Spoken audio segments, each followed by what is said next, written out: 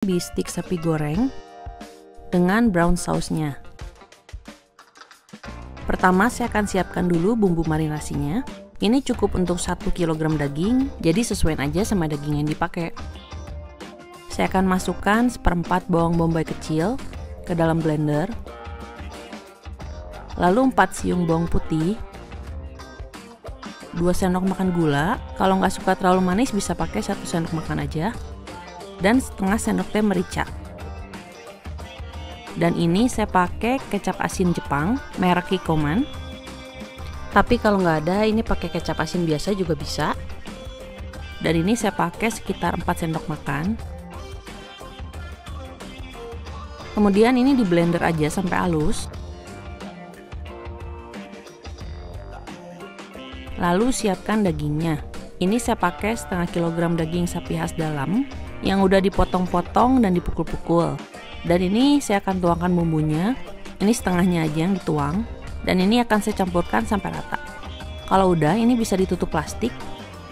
Ini dimasukin ke kulkas aja sekitar 15 menit sampai 1 jam supaya bumbunya ini meresap. Dan sambil menunggu kita bisa siapkan sausnya. Siapkan 300 ml kaldu sapi. Kalau saya ini pakai 300 ml air dicampur dengan setengah Maggi cube. Lalu tambahkan 1/4 sendok teh merica, setengah sendok teh kecap Inggris, 1 sendok teh kecap manis, dan 1 sendok teh kecap asin. Ini diaduk rata aja dulu.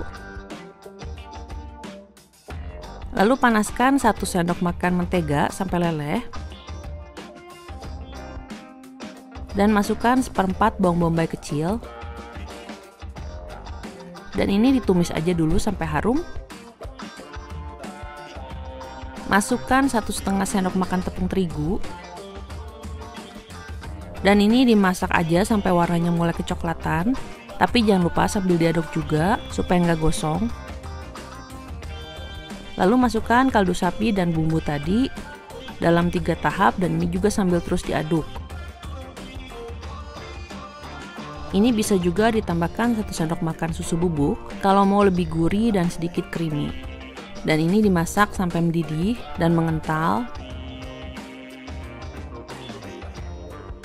Dan terakhir koreksi rasa sesuai selera. Ini kalau udah mendingin nanti sausnya juga akan semakin mengental.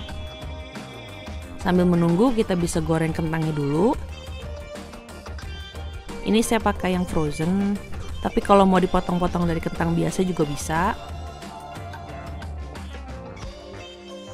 Atau kalau mau bikin mashed potato bisa dilihat di video Swedish meatball yang pernah saya bikin sebelumnya.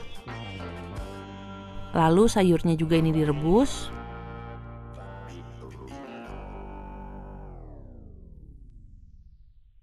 Kembali ke dagingnya, ini bisa dikeluarin aja dari kulkas. Lalu ini dagingnya dibalut dengan tepung tapioka supaya luarnya garing tapi dalamnya ada kenyalnya sedikit. Ini didiamkan sebentar sampai tepungnya ini menyerap ke bumbunya. Nah kalau dagingnya udah kayak gini, ini siap untuk digoreng. Digorengnya di minyak panas, tapi apinya jangan terlalu besar. Dan kira-kira ini 5 menitan aja atau sampai mateng. Dan kalau udah setengah jalan ini bisa dibalik. Dan angkat kalau udah kecoklatan kayak gini. Tiriskan dagingnya dan dibiarin dulu aja kira-kira 3-5 menit.